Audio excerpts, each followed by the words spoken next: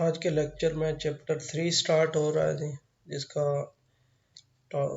Title है one dimensional wave equation. इसका first topic है जी the wave equation on the whole line d'Alembert formula. D'Alembert formula यानी wave equation के लिए वो हम यहाँ पे प्रूव करेंगे इस लेक्चर में।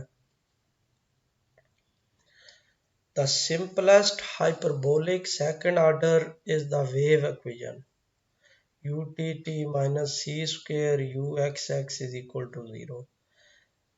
इससे पहले वाले चैप्टर में हमने तीनों टाइप्स पढ़ी हैं, हाइपरबोलिक, एलिप्टिक, पैराबोलिक, और वही जो आगे है हाइपरबोलिक, एलिप्टिक, पैराबोलिक, उनकी आगे एग्जांपल वो तो हमने जनरल पढ़ी थी कि कौन सी इक्वेशन सेकंड ऑर्डर लीनियर जो है वो हाइपरबोलिक होती है, कौन सी पैराबोलिक होती है और कौन सी एलिप्टिक होती है। अब उन्हीं की आगे एप्लीकेशंस वैसे कि जो हाइपरबोलिक सेकंड ऑर्डर इक्वेशन है वो हमारे पास ये सिंपल उसकी टाइप दी हुई है वेव इक्वेशन की, where x signifies the spatial variable और पोजीशन।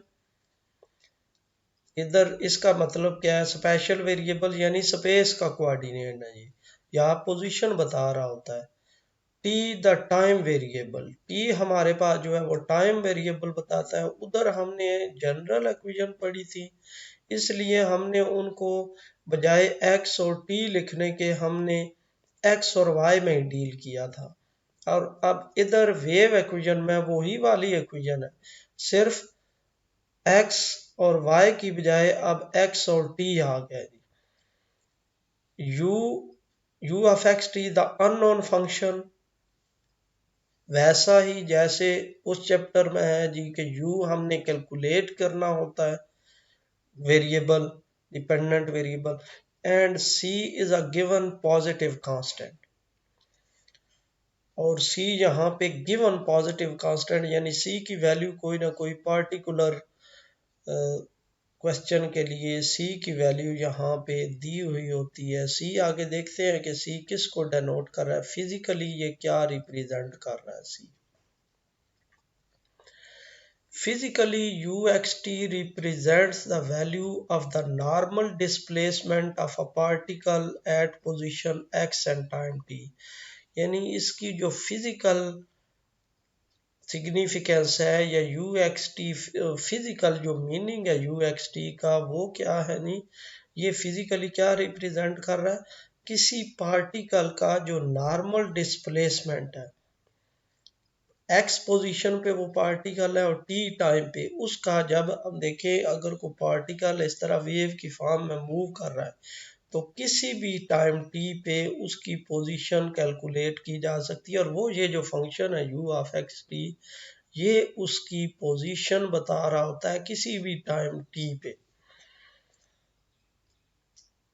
यहाँ पे देखें ये हमारे पास ये जो इस फिगर में यानी u ऑफ एक्स टी जो फंक्शन है वो इसको बता रहा है हमारे, ये u ऑफ एक्स टी है, ये x पोजीशन है इसकी, और यहाँ पे ये टाइम कंपोनेंट है, और कोई भी x पोजीशन और टाइम कोऑर्डिनेट को मिला के तो ये फंक्शन जो है वो इस x पोजीशन पे t टाइम पे नॉर्मल ये डिस्प्लेसमेंट बता रहा है। ये नॉर्मल डिस्प्लेसमेंट कितना है, जो जो आगे मूव करेंगे एक्स की पोजीशन चेंज होती जाएगी, इसी तरह टी की पोजीशन भी चेंज होती जाएगी। Using the theory of section 2.2 the characteristic equation of 3.1 is, वही जो चैप्टर 2 में पढ़ा है जी, हमने कैरेक्टरिस्टिक इक्वेशन फाइंड किया। अब इधर कैरेक्टरिस्टिक इक्वेशन जब हम फाइंड करेंगे, अब देखें u T t minus c square u x x is equal to 0, हम अगर आइडेंटिफाई करें उधर एक्स एक्स का कंपोनेंट ए लेते होते थे और वाई वाई का कंपोनेंट सी लेते होते थे, और एक्स वाई का जो सॉरी इनके जो कोफिशिएंट्स हैं उनकी बात कर रहे हैं। अब इधर सपोज हम इसको ए कंसिडर कर लेते हैं, यू टी का जो कोफिशिएंट है ए 1 हो गया। अब यहाँ पे टी एक्स जिस तरह उधर एक्स वाई है वो नहीं है, तो इसका मतलब ये है कि बी ज़ीरो हो गया। और इसी तरह जो यू एक्स एक्स है उसका जो कोफिशेंट है ये सी हो गया हमारे पास minus c square. Discriminant find करें तो b square minus a c is equal to 0 -1 minus c square, और ये सिंप्लीफाई हो के सी स्क्वेयर पॉजिटिव आ गया।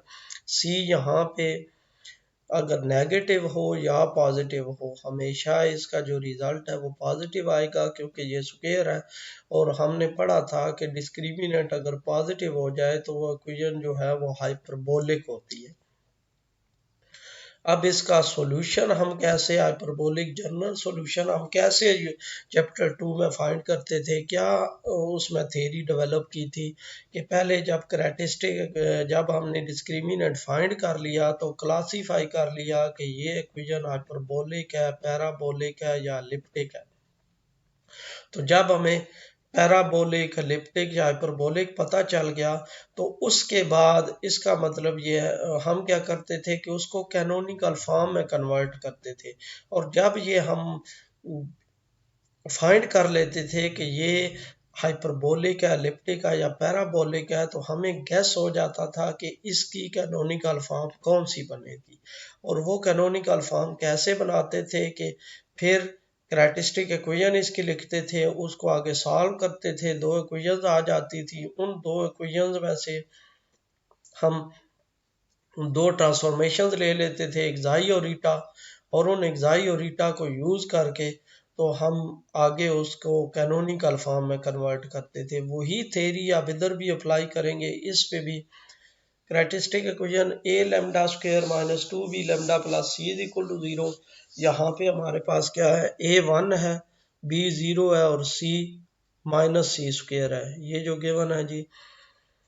अब यहाँ पे पुट करेंगे तो ये आ जाएगा lambda square minus C square is equal to 0, lambda is equal to plus minus C. एक इक्वेशन हमारे पास आ गई D X by D T is equal to C, दूसरी इक्वेशन आ गई D X by D T is equal to minus C. अब इन दोनों को जब सॉल्व करेंगे तो D X equal to C D T, D X equal to minus C D T. अब जब इन दोनों को इंटीग्रेट करेंगे तो X equal to C T plus some constant x equal to minus C T plus constant. अब दोनों को रीअरेंज करेंगे तो x माइनस सी टी कांस्टेंट आ गया, x प्लस सी टी कांस्टेंट आ गया। अब एक्साई सॉरी यहाँ पे t लिखना चाहिए था, xi is equal to x plus C t. इसको मैंने एक्साई ले लिया है और इसको ईटा ले लिया है इस वजह से, ताकि वो सारे वो बुक वाले स्टेप्स आते जाएं। वैसे मैंने आपको बताया था कि एक्साई और ईटा किसी को भी ले सकते हैं, इसको एक्साई ले लें, इसको ईटा ले लें, बस जस्ट दो हमने एक्साई और ईटा ही चूज करने होते हैं। हमारे पास जो ट्रांसफॉर्मेशन है वो क्या आ रही है, xi is equal to x plus C t, eta is equal to x minus C t. अब इस ट्रांसफॉर्मेशन से हम इनवर्स ट्रांसफॉर्मेशन भी फाइंड कर सकते हैं। इनवर्स कैसे, आप xi function of X Y है और eta xi function of x T है और ईटा भी फंक्शन ऑफ एक्स टी है। तो इसी तरह x in terms of xi eta और t exam in terms of xi eta भी हम कैलकुलेट कर सकते हैं। तो आप देख सकते हैं इधर से हम जब दोनों को ऐड करेंगे तो 2x equal to xi plus eta, तो ये आ जाएगा 2x equal to xi plus eta whole divided by 2। यहाँ पे होल आएंगे, दोनों में डिवाइड हो रहा होगा, सिर्फ एक पे नहीं। इसी तरह जब दोनों को सब्ट्रैक्ट करेंगे तो t is equal to xi minus eta whole divided by 2c। अब यू एक्स एक्स, क्योंकि हमारे पास जो इक्वेशन है उसमें क्या इन्वॉल्व है, यू एक्स एक्स और यू टी टी। हम U x X in terms of xi eta और U T T xi in terms of xi eta calculate करेंगे। अब देखें U x x is equal to U xi xi xi X square plus 2 U xi X eta X plus U eta X square. ये जो सारा expression है ये वही जो चैप्टर 2 में हमने यू एक्स एक्स की डेरिवेशन की थी इन टर्म्स ऑफ एक्साई और ईटा, वो लिख दी है। अब एक्साई और ईटा के पार्शियल डेरिवेटिव्स इधर से कैलकुलेट कर लेंगे। एक्साई x1 आएगा, एक्साई t इसी तरह प्लस c आ जाएगा, ईटा x1 और ईटा t माइनस c। फिर डबल डेरिवेटिव्स भी कैलकुलेट करेंगे, ये वैल्यूज पुट करेंगे तो ये आ जाएगा u xi xi plus 2u xi eta plus u eta eta u t t is equal to u xi xi xi t square. इसी तरह वो जो हमारे पास उधर u वाई वाई का रिलेशन था, इधर अब टी टी है तो u वाई वाई वही u वाई वाई का रिलेशन लिखें, और उसमें अगर इस तरह नहीं समझ आ रही तो u वाई वाई का रिलेशन लिखें इधर, और y की जगह जहाँ जहाँ y इन्वॉल्व हो रहा है वहाँ पे t पुट कर दें। तो इस तरह हमारे पास u टी टी का एक्सप्रेशन आ जाएगा। u टी टी का एक्सप्रेशन ये आ गया C square u xi xi minus 2 C square u xi eta plus C square u eta eta. अब इस जो दोनों वैल्यूज इस इक्वेशन में पुट करेंगे तो C square u xi xi minus C square u xi xi ये cancel हो गया, सी स्क्र u ईटा ईटा इसके साथ कैंसिल हो गया। अब रिजल्ट इसका क्या आ गया, -4c² u एक्साई ईटा, और ये जो हमारे पास इक्वेशन है ये जीरो के इक्वल है, तो -4² u xi eta is equal to 0। अब c पॉजिटिव कांस्टेंट है, 4 भी नॉन जीरो है, तो इसका मतलब ये है कि u एक्साई ईटा 0 हो गया। अब ये हमारे पास उस इक्वेशन की कैनोनिकल फॉर्म बन गई। अब इस जब हमने कैनोनिकल फॉर्म बना ली इसकी, तो फिर इस कैनोनिकल फॉर्म को यूज करके हम इसका जर्नल सॉल्यूशन फाइंड कर सकते हैं। तो जब हम इसको इंटीग्रेट करेंगे विद रिस्पेक्ट टू एक्साई, तो ये जीरो है राइट साइड पे, तो ये कांस्टेंट आएगा, और कांस्टेंट जब दो हमारे पास वेरिएबल हों तो कांस्टेंट जो जिसके रेस्पेक्ट से इंटीग्रेट कर रहे होते हैं जो दूसरा वेरिएबल है उसके अकॉर्डिंग ये कांस्टेंट लिख देते हैं। तो u एक्साई क्या आ गया, f ऑफ एक्साई, क्योंकि विद रिस्पेक्ट टू ईटा हम इंटीग्रेट करेंगे। तो दोबारा जब with respect to xi integrate करेंगे तो integral f of xi d xi plus g of eta, और ये जो f of xi d xi है इसको हम रिप्रेजेंट करेंगे small f of xi plus g eta से। और u ऑफ एक्स टी किसके इक्वल आ जाएगा, अब ये u हमारे पास आ गया सॉल्यूशन इसका इन टर्म्स ऑफ एक्साई और ईटा, और इन टर्म्स ऑफ एक्स टी लिखना चाहे तो एक्साई और ईटा की जब value in terms of x T जो हमने पहले ये कैलकुलेट की हुई है, एक्साई की जगह पे ये पुट कर देंगे और ईटा की जगह पे ये x माइनस सी टी पुट करेंगे, तो इस इक्वेशन का सॉल्यूशन आ गया इन टर्म्स ऑफ एक्स और टी। यही चीज हम सेकंड चैप्टर में भी पढ़ते थे कि उसका जनरल सॉल्यूशन, इसी चीज को हमने उधर जो पढ़ा था ये सारा हमने डायरेक्ट इसी तरह लेके डिस्क्रिमिनेंट कैरेक्टरिस्टिक इक्वेशन लेके फिर सारा यहाँ पे कैलकुलेट किया। और उधर आपको याद होगा हमने डिफरेंट टेक्निक्स पढ़ी थी कि हम ये देख रहे होते थे कि ये जो इक्वेशन है जर्नल सॉल्यूशन कई दफ़ा कैसे फाइंड कर लेते थे, ये तो कैनोनिकल फॉर्म ये तो एक मेथड हमने उधर दो तीन हमने मेथड पढ़े थे। एक तो ये कि पहले हम उसको कैनोनिकल फॉर्म में कन्वर्ट कर लें, कैनोनिकल फॉर्म सिंपल फॉर्म बन जाएगी, फिर उसको हम आगे डिफरेंशियल इक्वेशन को इंटीग्रेट करके तो हम इसका सॉल्यूशन फाइंड कर सकते हैं। दूसरा हमने उधर ये मेथड पढ़ा था कि आइडेंटिफाई करते थे कि इसका जो ऑपरेटर इसमें जो इन्वॉल्व है वो ऑपरेटर रिड्यूसेबल है या इरिड्यूसेबल है। तो अगर वो ऑपरेटर रिड्यूसेबल है तो उसको रिड्यूसेबल फॉर्म में कन्वर्ट करके फर्स्ट ऑर्डर में कन्वर्ट करके तो उसका जो जर्नल सॉल्यूशन था A1 B1 C1 और A2 B2 C2 आइडेंटिफाई करके डायरेक्ट जर्नल सॉल्यूशन लिख लेते थे, और अगर वो इरिड्यूसेबल है तो एक्सपोनेंशियल फॉर्म है उसका सॉल्यूशन लिख लेते थे। अब इधर हमने जो कैलकुलेट किया है ये सारा पहले कैनोनिकल फॉर्म में कन्वर्ट करके फिर इसको हमने कैलकुलेट किया। वही चैप्टर 2 की सारी थ्योरी इधर अप्लाई हो रही है। द फंक्शन, अब उधर हम ये f और g जनरली हम फाइंड कर लेते थे, एफ कोई भी फंक्शन रिप्रेजेंट कर रहा था, जी कोई भी फंक्शन रिप्रेजेंट कर रहा होता था। लेकिन इधर फिजिकल मीनिंग क्या है फंक्शन एफ और जी के? The function ji of x minus C T represents a shape travelling without change to the right with speed सी। अब सी यहाँ पे क्या है? वो स्पीड है, वेव जिस स्पीड से मूव कर रही है, सी स्पीड को डेनोट कर रहा है इधर, जो पॉजिटिव कांस्टेंट है हमारे पास। And F of x plus C T travelling to the left with speed C, यानी F G of x minus C T क्या है? जो हमारे पास शेप को रिप्रेजेंट कर रहा है, कौन सी? जो ट्रेवल कर रही है, जिस वेव जिस शेप में ट्रेवल कर रही है राइट साइड पे। और अब देखें ये जो फिगर बनी हुई है ये, यानी ये जो राइट साइड पे ये जो वेव मूव कर रही है, या ये जो राइट साइड पे ये शेप बन रही होगी, इसको रिप्रेजेंट कर रहा होगा u g of x minus C T.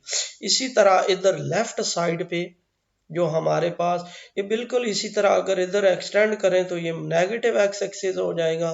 तो ये जो लेफ्ट साइड पे हमारे पास जो शेप बन रही होगी, जो वेव ट्रेवल कर रही है, वो जो फंक्शन है f of x plus C t, वो इस लेफ्ट साइड पे वो जो शेप बनी हुई है, या जो अब बेसिकली तो ये देखें जो वेव ट्रेवल कर रही है वो एक कर्व ही बना रही है, कर्व की शेप बना रही है। और वो जो कर्व है या वो जो फंक्शन है हमारे पास, उस फंक्शन जो राइट साइड वाला फंक्शन है वो रिप्रेजेंट कर रहा है G of x minus C T represent कर रहा है।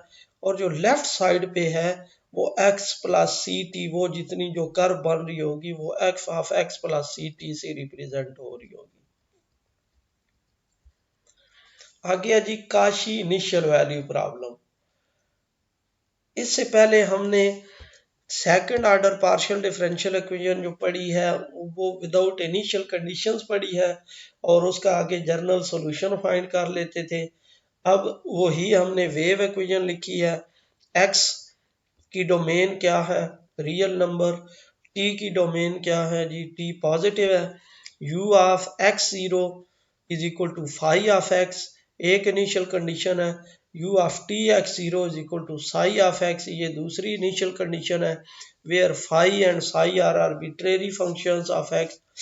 Further we denote r plus t such that t greater than or equal to zero, यानी जो पॉजिटिव जो डोमेन है कि ऐसे टी हम चूज करेंगे जिनमें टी या तो जीरो होगा और या पॉजिटिव होगा, टी की वो वैल्यू लेंगे। आगे थ्योरम है जी डी लंबर्ट फार्मूला, जो हमने इसका टाइटल पढ़ा था सब सेक्शन का। If phi belongs to C square r, c square r मैंने हमको बताया था कि सी स्क्वायर क्या होता है, वो फंक्शन यानी ऐसा फंक्शन जिसका second order partial derivative continuous हो। इसी तरह psi belongs to C one of R, यानी साई जो फंक्शन है उसका first order partial derivative continuous हो। Then the problem has a unique solution, u belongs to C square R into R plus, यानी जो उसका जो प्रॉब्लम है हमारे पास काशी प्रॉब्लम, ये वाला जो हमने लिखा है इसका यूनिक सॉल्यूशन होगा और किस डोमेन में होगा। ये आप देखें तो ये एक प्लेन बन रही है, ये हमारे पास x की डोमेन है और ये हमारे पास t की डोमेन है। तो r cross cross r plus वो एक प्लेन बनेगी पार्ट, उसमें इसका यूनिक सॉल्यूशन एग्जिस्ट करेगा। Given by the formula u of x t is equal to 1/2 phi of x plus C T plus phi of x minus C T plus 1/2 c x minus C t x plus C t psi of s d s. इस तरह ये हमारे पास ये formula हमने prove करना है कि अगर वो इनिशियल कंडीशंस ये दी हुई हूँ तो इस का जो सॉल्यूशन है वो इस फॉर्म में लिखा जा सकता है जी। We shall find the solution of the form u of x t is equal to f of x plus ct plus g of x minus ct satisfying the initial conditions that t is equal to 0। यानी purpose यही होता है कि हमने एक general solution find करना है, और वो सॉल्यूशन जो वो ऐसा सॉल्यूशन जो इस इनिशियल कंडीशंस को सेटिस्फाई कर रहा हो। अगर तो इनिशियल कंडीशंस ना दी गई हो तो हम जनरल सॉल्यूशन फाइंड कर लेते हैं, और अगर इनिशियल कंडीशंस दी हुई हो तो हम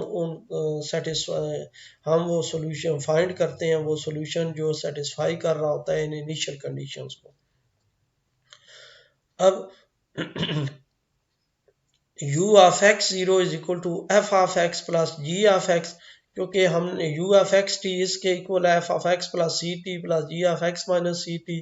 अब t की जगह पे 0 पुट करें तो राइट साइड पे क्या आ जाएगा, f of x plus g of x. u t of x t is equal to c f dash of x plus C t. जब पार्शियल डेरिवेटिव लेंगे विद रिस्पेक्ट टू t तो ये क्या आ जाएगा, c into f dash of x plus C t minus c into g dash of x c T.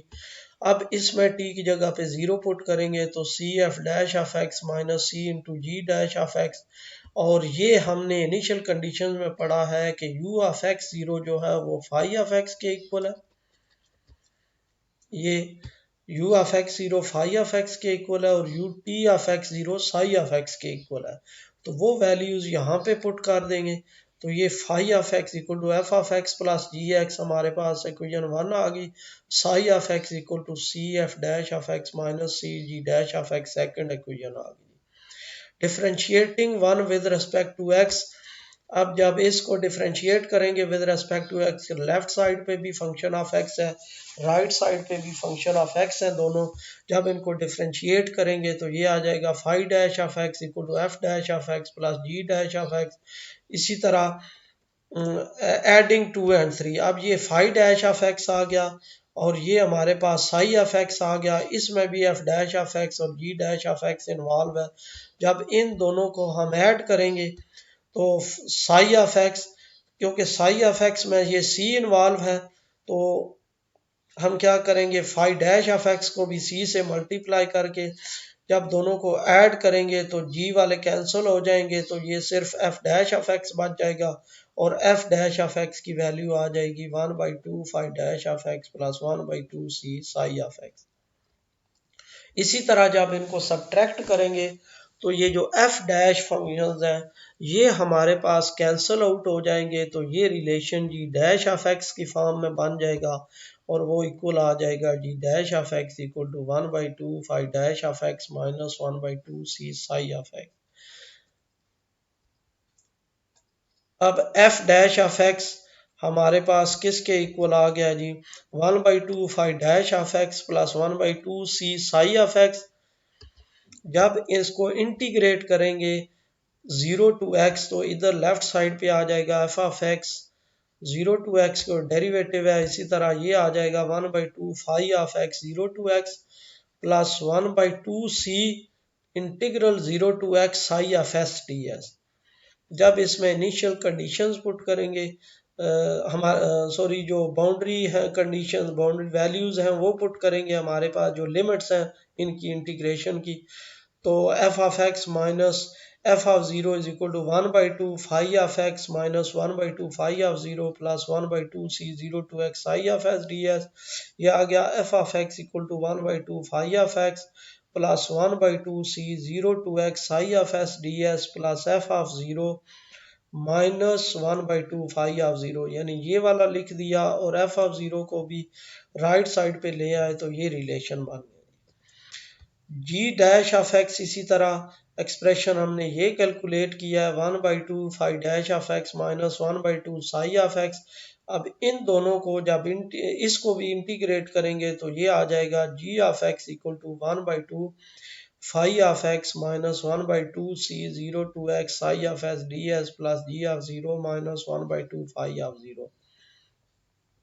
One implies that, अब one हमारे पास आप देखें इक्वेशन 1 का जो रिलेशन है लिखा है हमने phi of x equal to f of x plus g of x, यानी एक्स अगर 0 पुट करें तो phi of zero is equal to f of zero plus g of zero आ जाएगा। तो ये हमारे पास f of zero plus g of zero किसके इक्वल आ गया जी, फाई ऑफ जीरो के।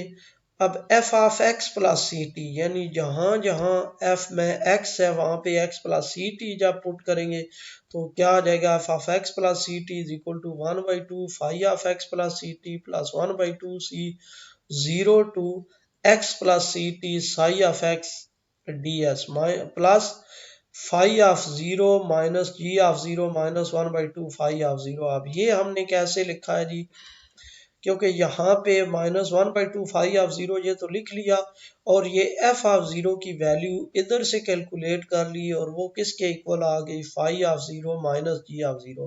तो एफ ऑफ 0 की जगह पे ये वैल्यू पुट कर दी। ये हमने वैल्यू क्यों पुट की है, क्योंकि जब हम g of x minus C t और को करेंगे तो उसमें भी ये जो फंक्शन आएगा ये इसके साथ कैंसल आउट हो जाएगा। तो इस तरह 1/2 x plus ct plus 1/2 c0 to x plus ct psi of s ds plus 1/2 phi of 0 minus g of 0 simplify करके इसी तरह g of x minus ct लिखेंगे। जहां जहां x है वहां पे x minus ct पुट करेंगे तो ये आ जाएगा 1/2 g of x minus ct, आगे फिर 0 to x minus ct g of 0 minus 1/2 phi of 0। अब इन दोनों को जब ऐड करेंगे तो 1 plus 1/2 phi of x plus ct plus 1/2 phi of x minus ct plus 1/2 c 0 to x plus ct psi of s minus 1/2 c 0 to x minus C t psi of s d s. और ये जो दोनों functions हैं ये cancel out हो जाएंगे, क्योंकि आप देखें minus g of 0 plus g of 0 minus 1/2 phi of 0 plus 1/2 phi of 0 ये कैंसल आउट हो जाएंगे तो ये रिलेशन बन जाएगा। अब इसको हमने सिंप्लीफाइड फॉर्म में इस तरह लिख दिया और u ऑफ एक्स टी, अब यहाँ पे वो प्रॉपर्टी आपको याद होगा बीएससी में आपने इंटीग्रल की प्रॉपर्टीज पढ़ी थी, जब हम चेंज करते हैं इसको, जब इसकी लिमिट्स चेंज करते हैं तो उसका साइन चेंज हो जाता है। तो यहाँ पे लिमिट है 0 to x minus C t, जब लिमिट चेंज करेंगे x माइनस सी टी 0 तो ये जो माइनस साइन है ये प्लस साइन में कन्वर्ट हो जाएगा, तो इधर आ जाएगा plus 1/2 C x minus C T into 0 Sai of s d S. अब ये relation u of x t is equal to, और उधर ये भी आपने एक पढ़ा था कि 0 to a और प्लस इंटीग्रल हो a to c तो हम उसको लिख सकते हैं 0 to c, या उधर ऐसे लिखा होगा a to b और b to c लिमिट हो तो दोनों को कंबाइन करके हम लिख सकते हैं a to c। तो इसी तरह यहाँ पे लिख दिया है plus 1/2 c x minus C t x plus C t psi of s d s. और ये हमारे पास डी'एलेम्बर्ट फार्मूला प्रूव हो गया।